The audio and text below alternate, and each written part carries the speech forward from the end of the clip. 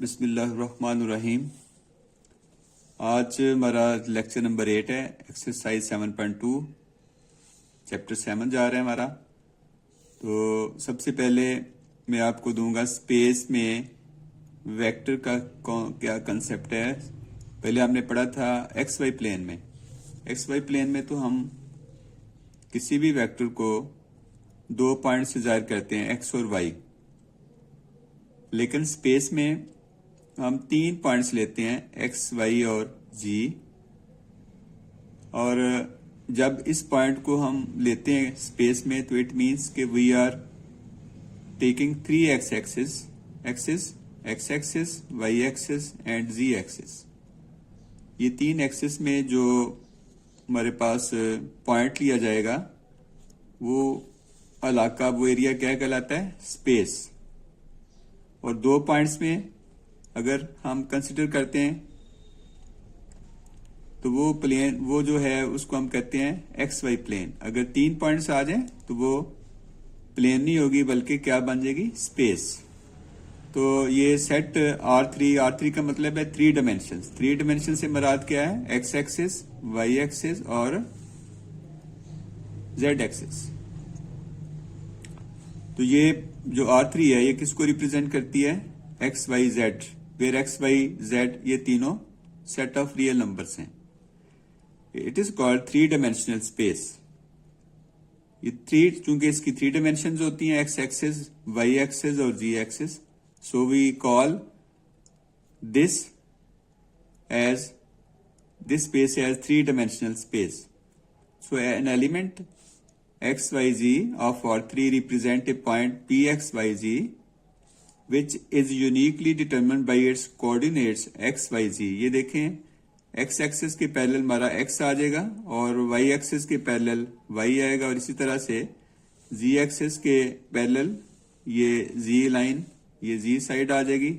तो इन तीनों के मिलने से जो पॉइंट बनता है उसको हम x, y और z का नाम देते हैं, x, y और z का नाम देते हैं। ये पॉइंट जो आप देख रहे हैं ये एक्स वाई जी है, और ये पॉइंट हम तीनों एक्सिस के रेफरेंस से ले रहे हैं। So given a vector u in space, then there exist a unique point x Y z. Given a vector u in space, there exist a unique point x Y z in space such that OP is equal to u. ये जो OP है ये आपका अगर u vector के बराबर है then we write it as u vector is equal to OP। It is also written as x Y Z within brackets.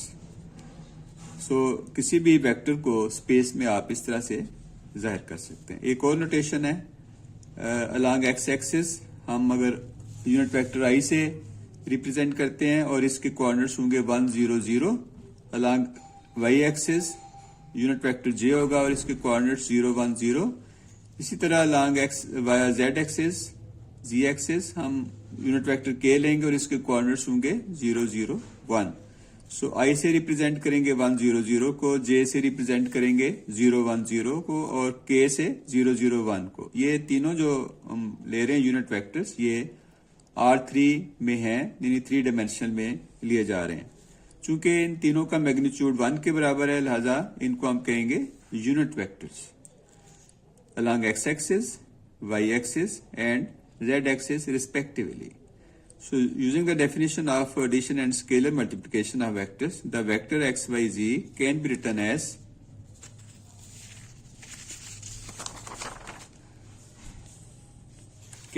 As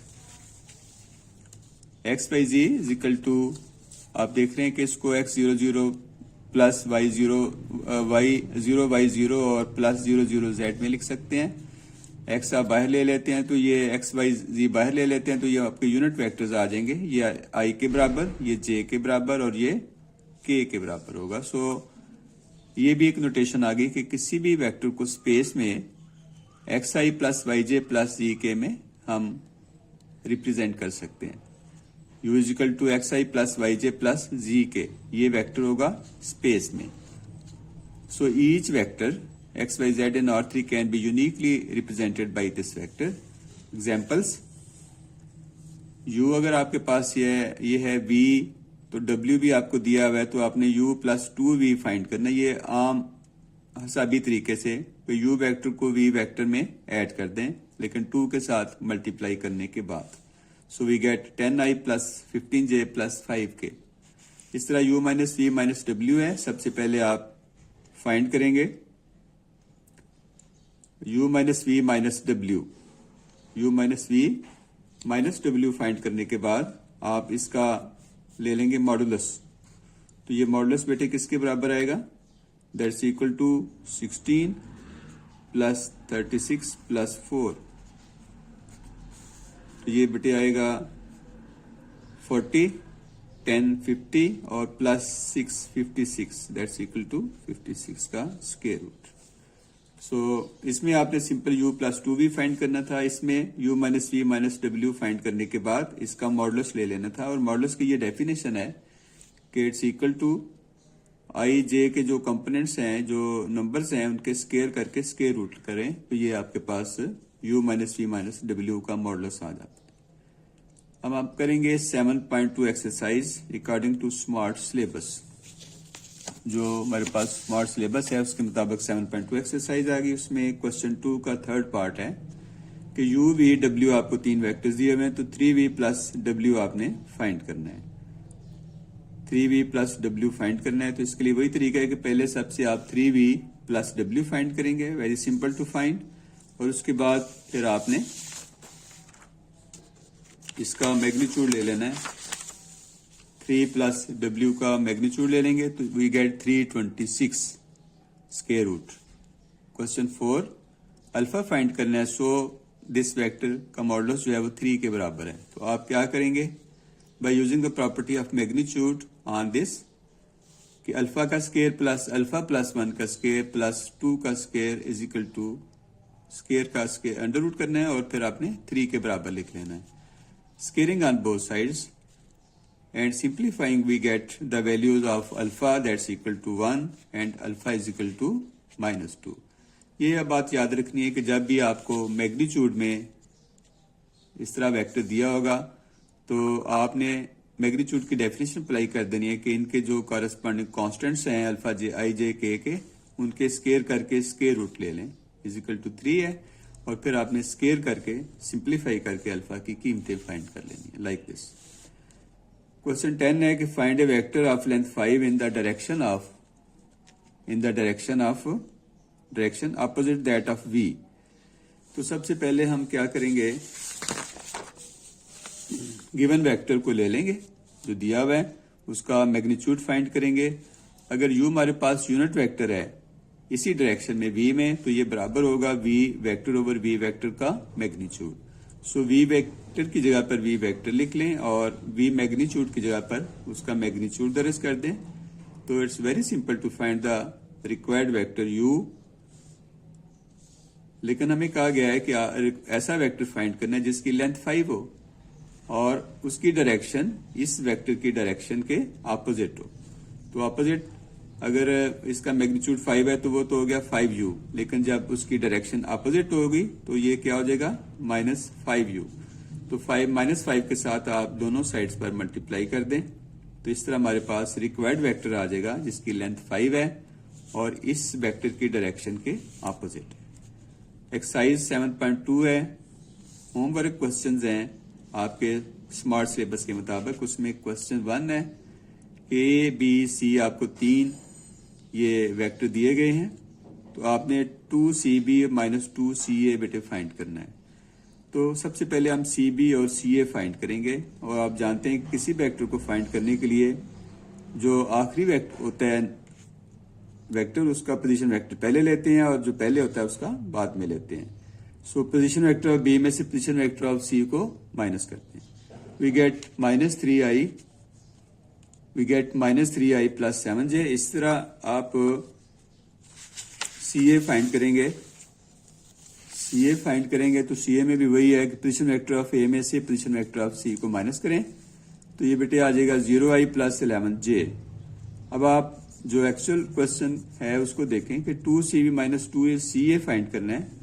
तो सी बी वेक्टर जो पीछे फाइंड किया उसको 2 के साथ मल्टीप्लाई करें और जो अभी हमने फाइंड किया उसको भी 2 के साथ मल्टीप्लाई करें तो we get -6i -8j it is the required vector.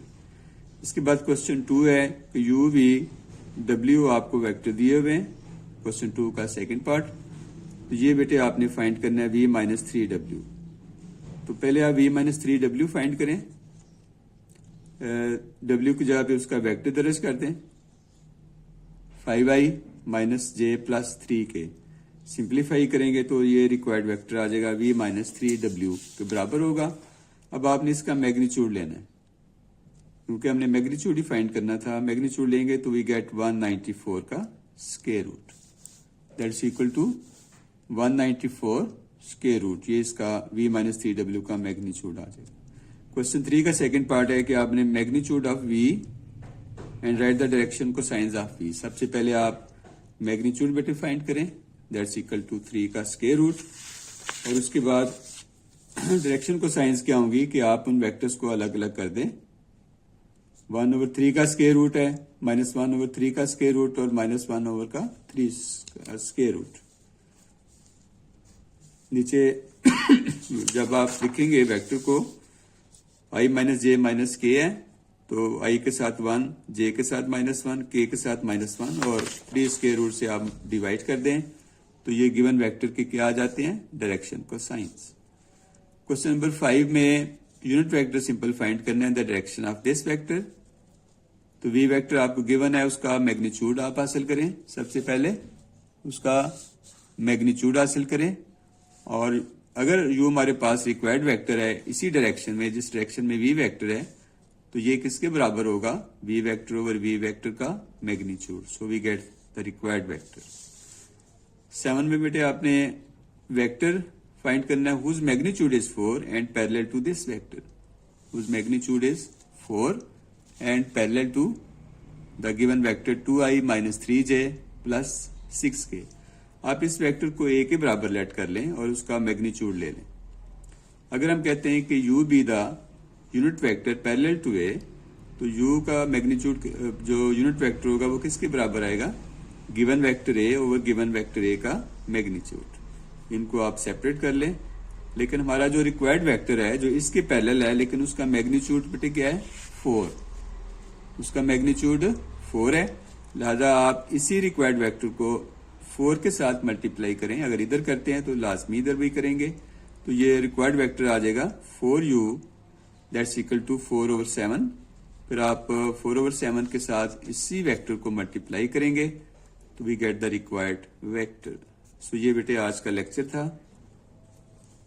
जो रिमेनिंग क्वेश्चन है 7.2 के होमवर्क के तौर पर according to the smart syllabus, वो हम इंशाल्लाह कल वाले लेक्चर के साथ अटैच करेंगे। So that's all about your lecture number 8 for today. Thank you so much. Allah Hafiz.